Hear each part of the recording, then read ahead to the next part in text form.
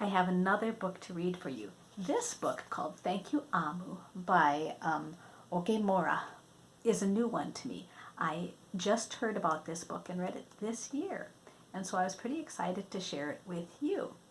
You can think about how you would be feeling if you were anybody in this story, how you'd be feeling. So I want to hear about that kind of thoughts. If you could send me a message, that would be great.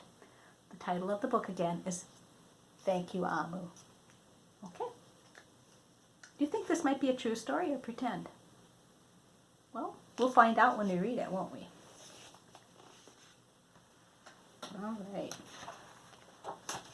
Take a look at these beautiful pictures. Aren't they nice? On the corner of First Street and Long Street, at the very top floor, Amu was cooking a thick red stew in a big fat pot for a nice evening meal. She seasoned and stirred it and took a small taste. "Oh, what a delicious stew," Amu said. "Tonight's dinner will surely be the best I have ever had." With that, Amu put down her spoon and went to read a book before supper. As the thick red stew simmered on the stove, its scrumptious scent wafted out the window and out the door, down the hall, toward the street, around the block, until... Knock! Someone was at the door. When Amu opened it, she saw a little boy. "Little boy," Amu exclaimed, "what brings you to my home?" "I was playing with my race car down the hall when I smelled the most delicious smell," the little boy replied. "What is it?" "Thick red stew." Stew," he sighed. "That sure sounds yummy." Amu thought for a moment. She was saving her stew for dinner, but she had made quite a bit. It would not hurt to share. "Would you like some?" The little boy nodded. And so Amu spooned out some thick red stew from the big fat pot for her nice evening meal. "Thank you, Amu," the little boy said, and went on his way. With that, Amu closed the door and went back to her book. As she read, her thick red stew's scrumptious scent wafted out the window and out the door, down the hall, toward the street, around the block, until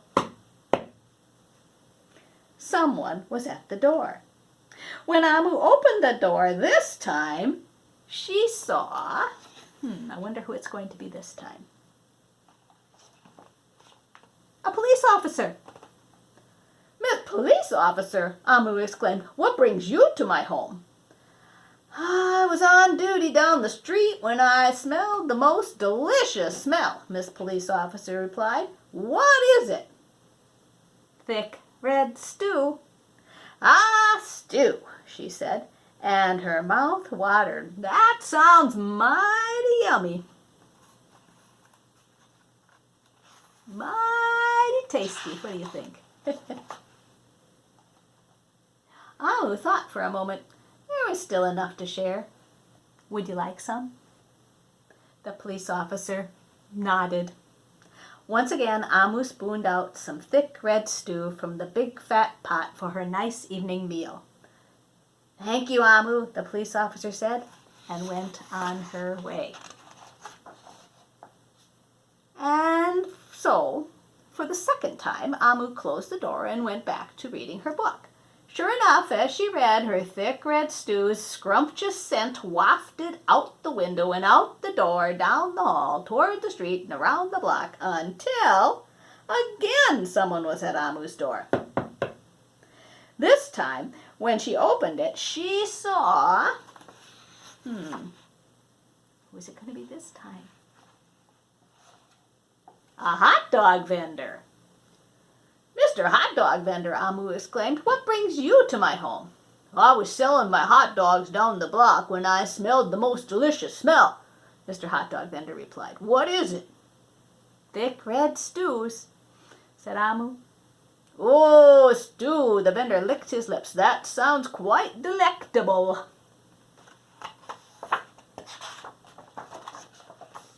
So Amu spooned out some thick red stew from her big fat pot for her nice evening meal. Thank you, Amu, the hot dog vendor said, and went on his way. Throughout the day, people from all across the neighborhood knocked on Amu's door. She fed a shop owner, a cab driver, a doctor, an actor, a lawyer, a dancer, a baker, an artist, a singer, an athlete, a bus driver, a construction worker. Even the mayor stopped by.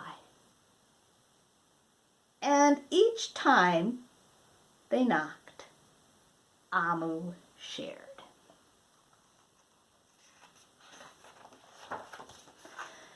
Soon the sky darkened, the streetlights brightened, and it was finally time for dinner. But when Amu opened her big fat pot of thick red stew for her nice evening meal, it was empty.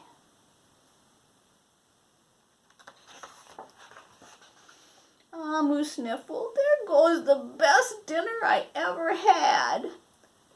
Sorry and blue, she sat at the table with her empty pot until... Who could that be, Amu wondered. When she opened the door, she saw the little boy, the police officer, the hot dog vendor, the shop owner, the cab driver, the doctor, the actor, the lawyer, the dancer, the baker. Why, everyone she fed today was at her door.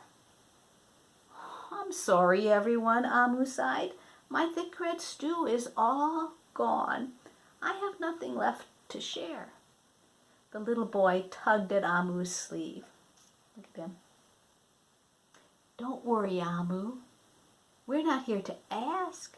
We're here to give.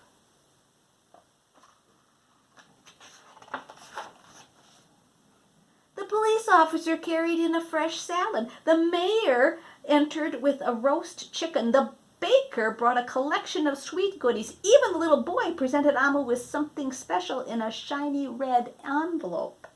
Everyone who had knocked on Amu's door that day squeezed inside her tiny apartment, and together they ate and danced and celebrated. While Amu's big fat pot of thick red stew was empty, her heart was full of happiness and love. That dinner was the best she ever had. Look at this note from the little boy. It says, "Thank you, Amu." That was so nice.